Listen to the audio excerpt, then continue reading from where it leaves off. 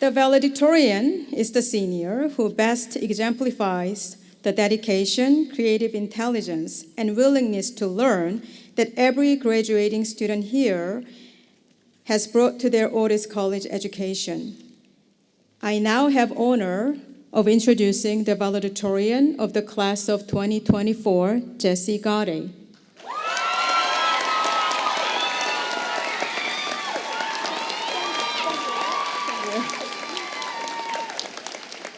Fine Arts major Jessie Gaudet was chosen as the 2024 valedictorian for their continuously stellar academic performance throughout their Otis College career and the exceptional quality of their work.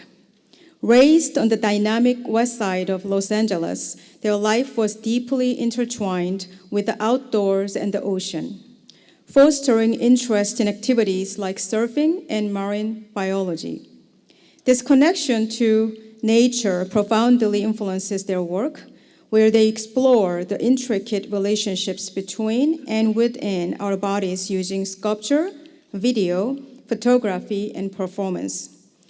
During their time at the college, they delved deeper into understanding the psychological and spiritual connections we have with our physical selves, employing curiosity, play, and a fascination with the unusual. Their work and experiences at Otis College, coupled with their outdoor roots, illustrate a compelling pursuit and the continuous exploration of the human condition through art. In the words of Fine Arts Chair Meg Cranston, Jessie is a highly accomplished student and interdisciplinary artist who makes coherent, informed, and well-researched works with a proven ability to reach audiences. They explore relationships with and within the body through sculpture, video, photography, and performance.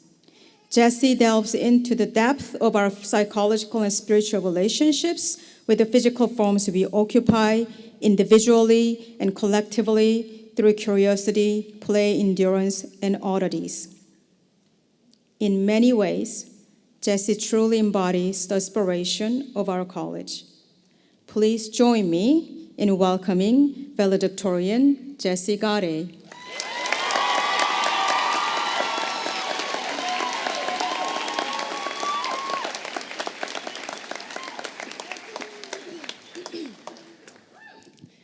Wow. Hello. Wow. Welcome. Here we are. First of all, I'd like to acknowledge the native land, that we're on native land of the Tongva people, and I'd like to firstly thank the ancestors and elders of the Angva tribe for stewarding this land for many generations.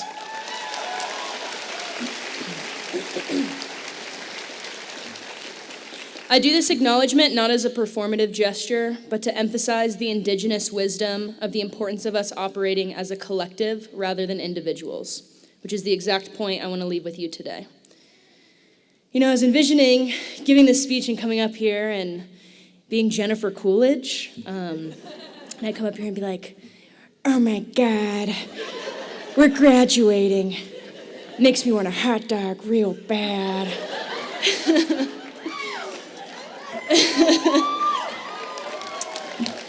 But I felt it might distract from some important things I want to talk about, so I'm just going to be myself. Each person in this room has played a role in getting us graduates here today.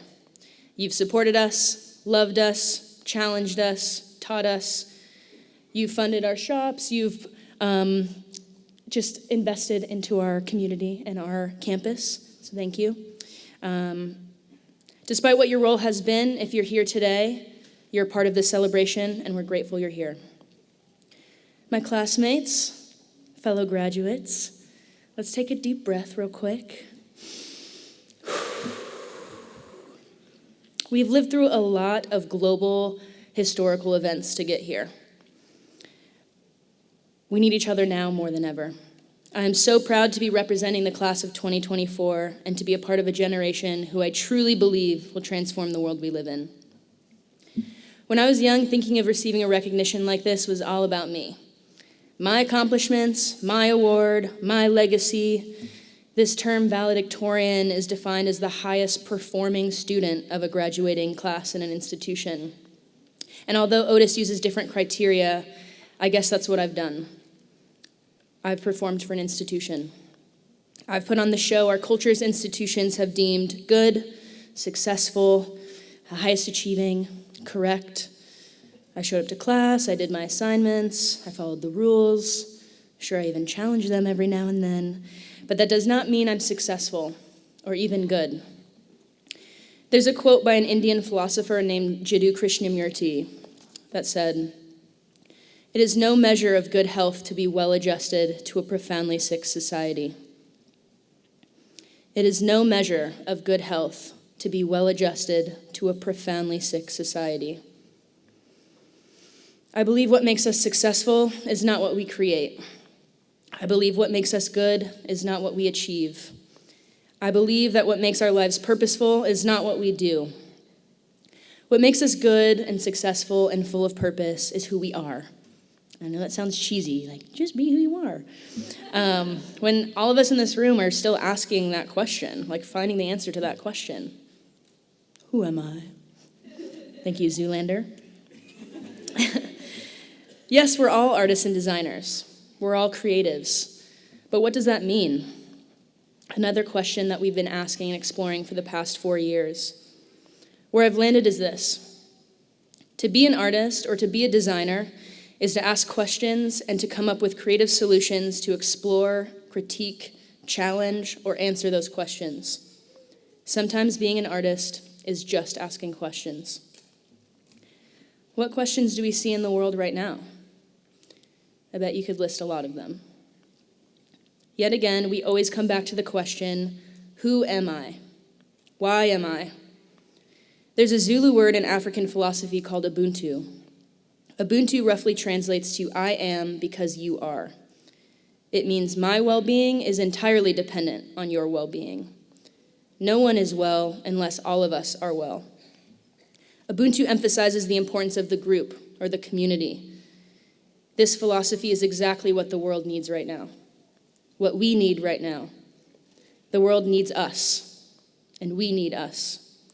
Together, artists, designers, young creators, to form collectives, to form communities, to create games and clothes and paintings, sculptures, buildings, toys, posters that bring people together instead of dividing us further apart.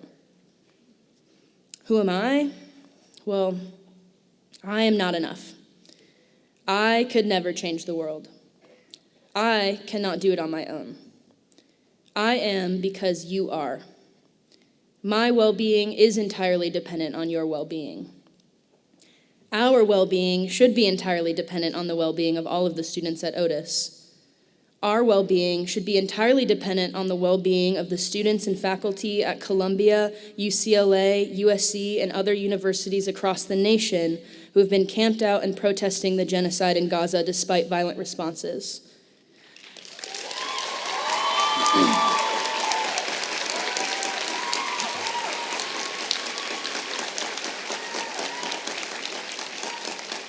Our well-being should be entirely dependent on the well-being of the people of Palestine, of the people down the street from us, of the people of Congo. Our well-being should be entirely dependent on the people right next to us. Take a look around. We are the future.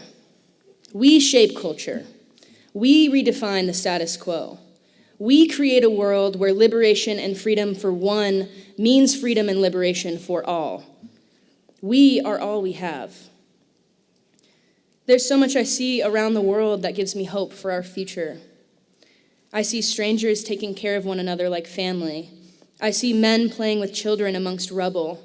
I see people running toward danger to save others from it. I see collectives of students who are no longer satisfied to just hope for a better future, but who are willing to actually do what it takes to dismantle oppressive systems and create the type of world we want to live in.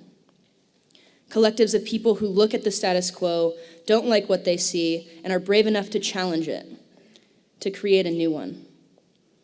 This is what we do as artists. This is what I believe we can do together. Our education is our fuel to fight for change. and not to fight each other for that change, but to fight together. And that change starts right here, with you, with me, with ending the separation between us and them.